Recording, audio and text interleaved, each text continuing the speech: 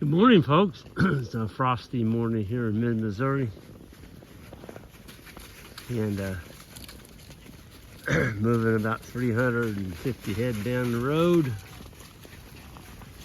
to the new farm. These are all cow-calf pairs.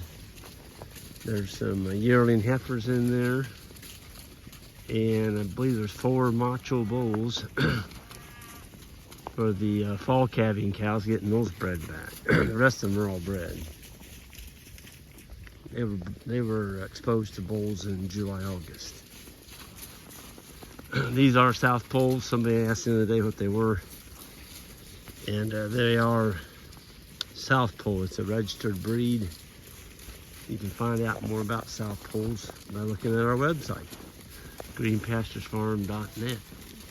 Tell about them.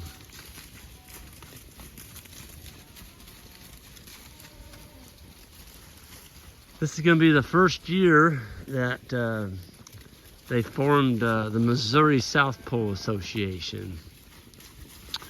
And they're going to have their first conference at West Plains, Missouri. And that's going to be in January. They've asked me to be the keynote speaker. And so that's going to be, well, you can go to, if you type in Missouri South Pole Association, you'll get a hit, and you can read up on, it's actually what they call their field day. I think they're going to have an auction. They'll be selling some South Pole. And yeah, Missouri used to, I think they still is the case, has more South Pole cattle than any other state in the U.S. And yeah, it's kind of cool. They are a really good breed. If you want to make money on grass, there's no other breed that can hold up to them. I've had all the other breeds, and you know, the more I talk to people that we've sold these to, and I just got a call yesterday from a repeat customer. He's like, Greg, you know, these cattle are safe. He said, I take my kids out with them. I don't ever feel intimidated by them. They're gentle, you know, good mothers. They stay fat on grass. I don't have to be dragging a grain sack out there and feeding them grain every day. He said they're just a really pleasant animal to have on the farm.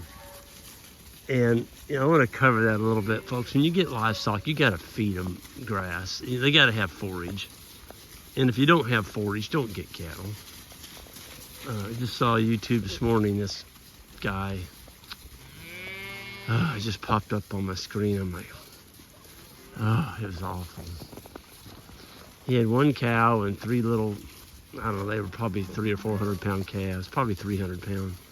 You see the bones on all of them. They had them locked in, they'd gotten out, and he put them in woven wire fence. He built a pen out of woven wire fence, maybe 50 feet long by 30 feet wide. There wasn't anything in there for them to eat. Well, they won't get out of there. And I'm like, well, yeah, they will. When they get hungry, they're going to bust that woven wire down. They're going to go back to where they were at, which is his neighbor's cornfield. Folks, he didn't have any grass, and he got livestock, cattle. You get, these things eat, they eat a lot of grass, you know, and you got to have some room for them. So many people get 5 acres and they think they can go get 5 cows and put on there and they're just fine. That's not true. You're going to run out of grass, and then they're going to eat your place down to dirt. And you're going to be feeding hay, you know. And feeding hay, this guy was lamenting about how expensive it was. I'm like, well, yeah, because he's having to feed square bales because he couldn't get a big round bale in that woven wire pen. And that's just a wreck. But, you know, I don't think it's... a lot of it's just they're just not educated. I don't want to call them dumb or stupid. They just don't know, you know. And that's a big part of it right there. They just don't know. These cattle are doing wonderful. That's because they're moved twice a day on the grass. Yeah, we got snow.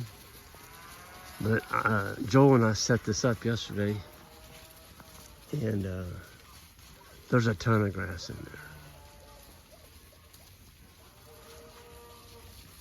And once they find their calves, they'll stop balling and they'll go to eating. My finger's about to freeze off. This is the first time our lake froze over in front of our house this morning. It was froze all the way across, so it got down in the high teens. It is winter, it's December. Yep, that happens. December 3rd to be exact. I kind of like having that fall weather. That was pretty nice stuff. We made a cattle drive though, and never encountered one single vehicle.